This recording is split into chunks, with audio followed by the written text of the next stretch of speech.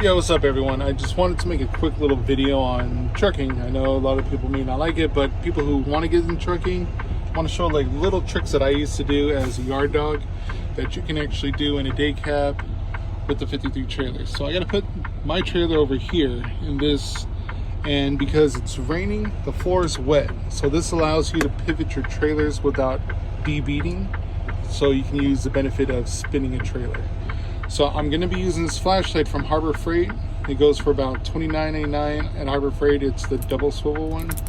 So I recommend you guys get the warranty. This is my third one, and I pay about $8 every year when I swap it. So I'm gonna pivot this trailer, spin it around, get it set up. Sorry, and it has 3 functions, and then the tip. But I'm gonna spin it. Get it set up for the backup, and then I'm going to show you guys what I use this for in the rain. Technically I don't need to, but for new drivers, little tricks to help you guys back up so you don't damage a trailer that you're parking next to.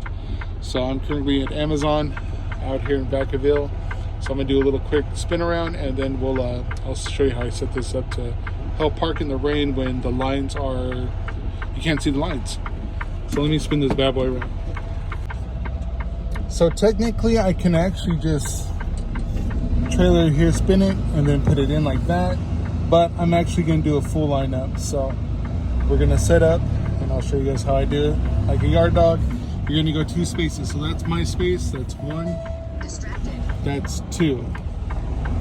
So you're going to go line up, cut back, and your trailer should be pointing exactly where that parking spot is. So now I'm going to go set up the light. So in heavy rain scenarios, you're not going to be able to see this line.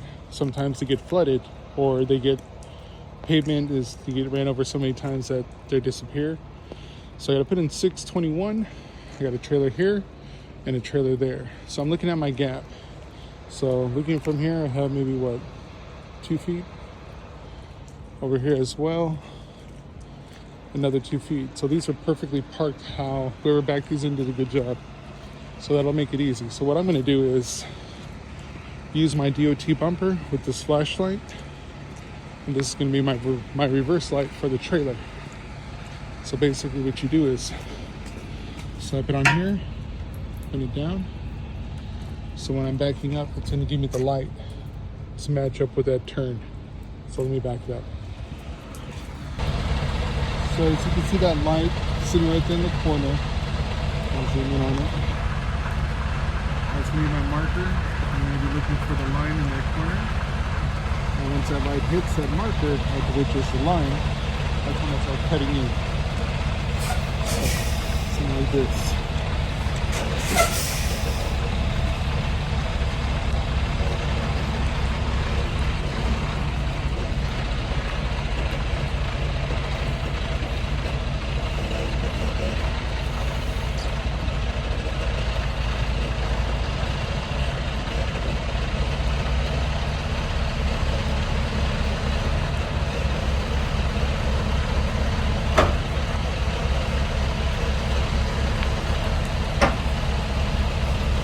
Get it, pinwheel it,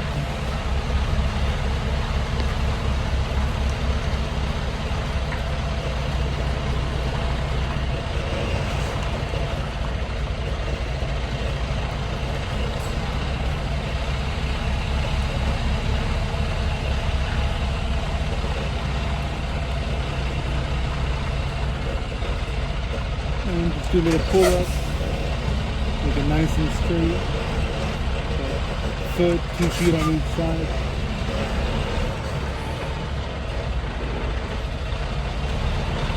And what I do, I try to line up the nose of my trailer with the other trailers as well, so everything will be evenly.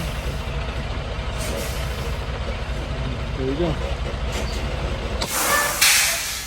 And then after you do that, don't forget to get your flashlight.